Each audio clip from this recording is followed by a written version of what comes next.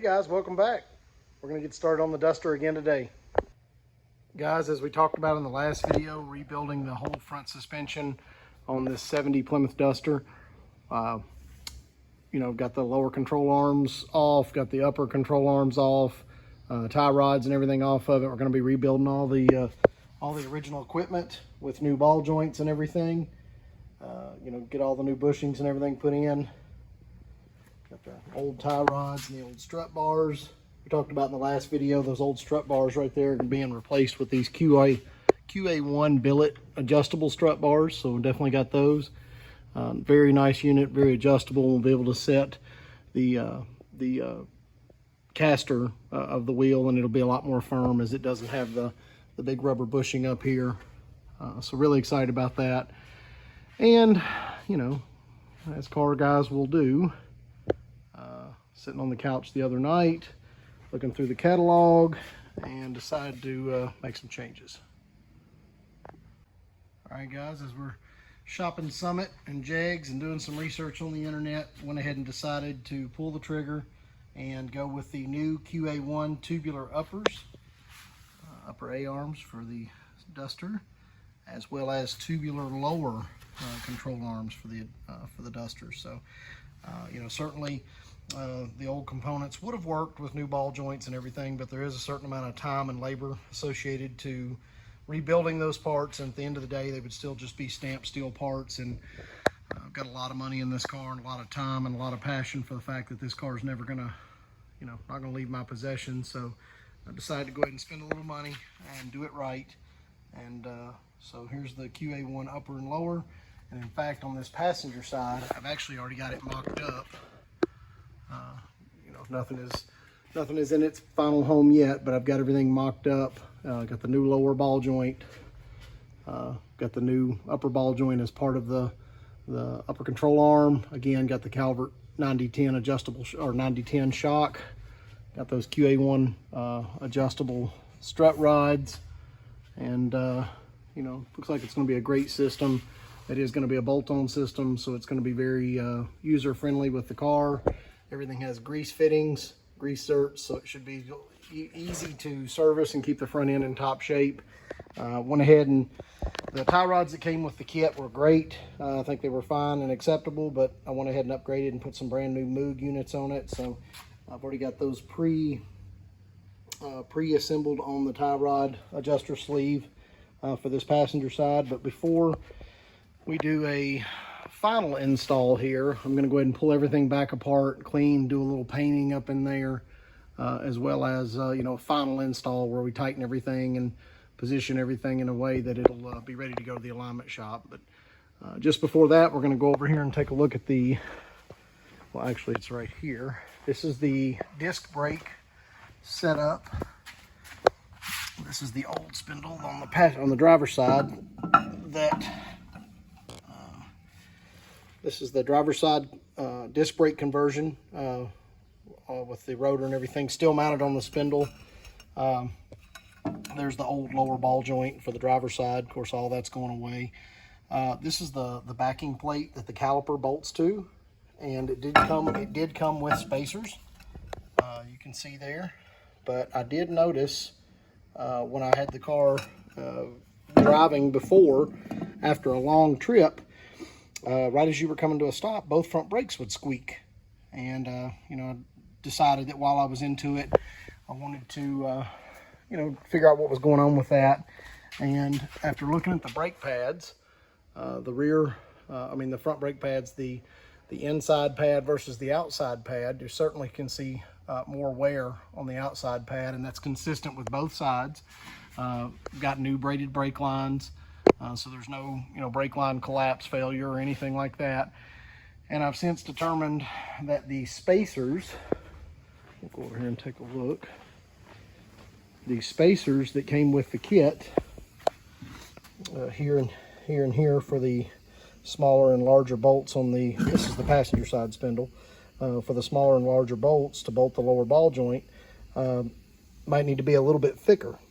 They actually need to space this plate off of the spindle just a little bit more to where the caliper actually sits out in center of the rotor, where right now the caliper's actually back a little bit too far deep, and the outside pad is actually kind of just faintly touching the rotor even when we're riding down the road. So we're gonna fix that. I went over actually to a hardware store and got some grade 8 washers. All of these measure right at 70 thousandths, and I think that's going to be enough to kick it over away from the away from the mounting plate and center it on the actual rotor. So we're going to take a look at that and assemble that now, and then we'll mock up the rotor on it and quickly hang it on the passenger side and put the caliper on and see if it's where we need to be for spacing, and if it is, then we'll go ahead and tear everything apart and prep it for final install. All right guys, got the bracket put back on the spindle, and there's the original spacers.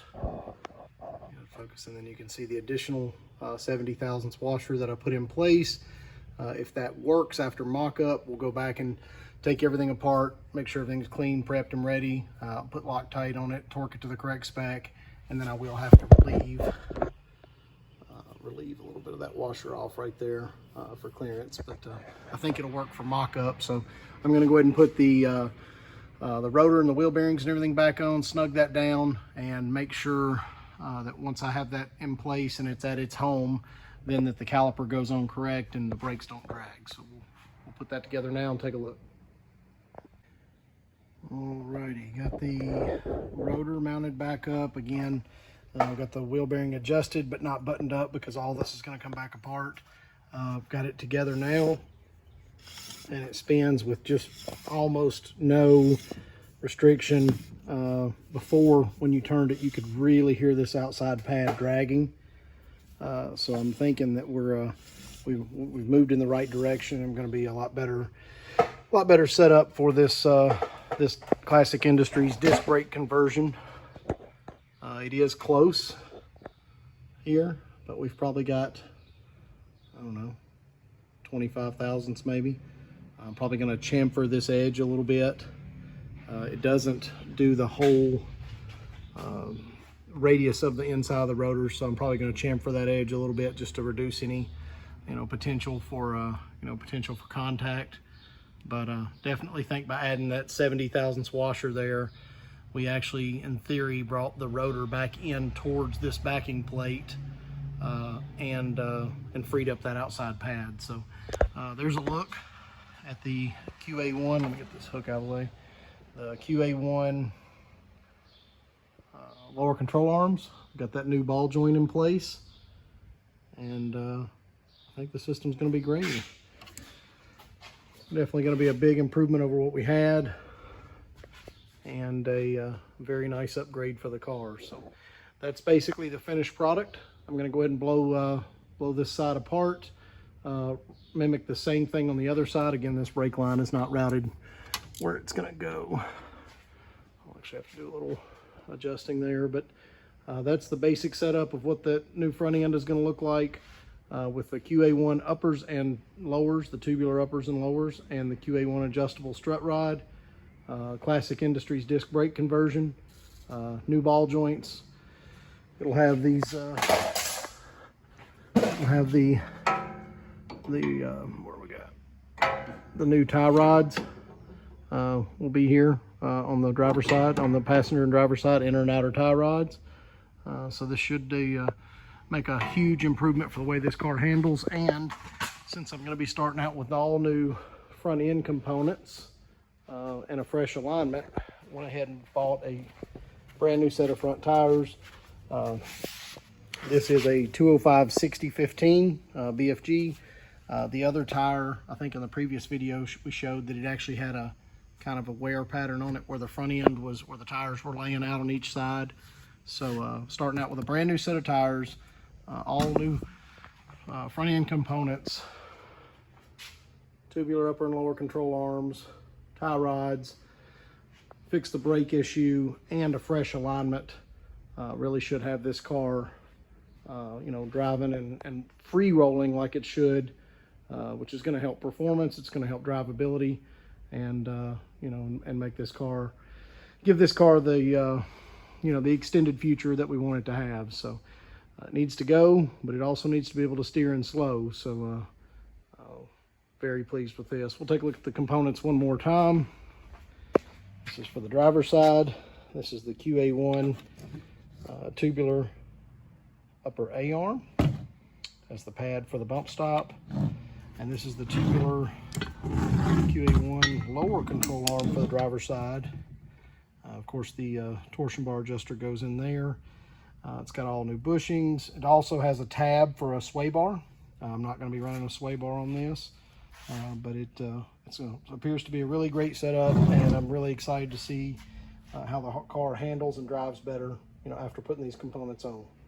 New Moog tie rods, and obviously the Performance Steering Technology ball joints, new BFG tires, Calvert 9010 shocks, and making the corrections we talked about on the Classic Industries disc brake conversion. So next week we'll have a video of this car all put together with a fresh alignment, and as soon as we get that done, actually before we get the alignment done, we'll start a video on pulling out the 3-speed, taking this Opar, I believe it's an A200, A230, I believe, getting that 3-speed out of there, and getting started on the 4-speed install. This new Mopar 4-speed transmission is completely rebuilt and just itching to get in that car. So stay tuned next week, and we'll get that put in.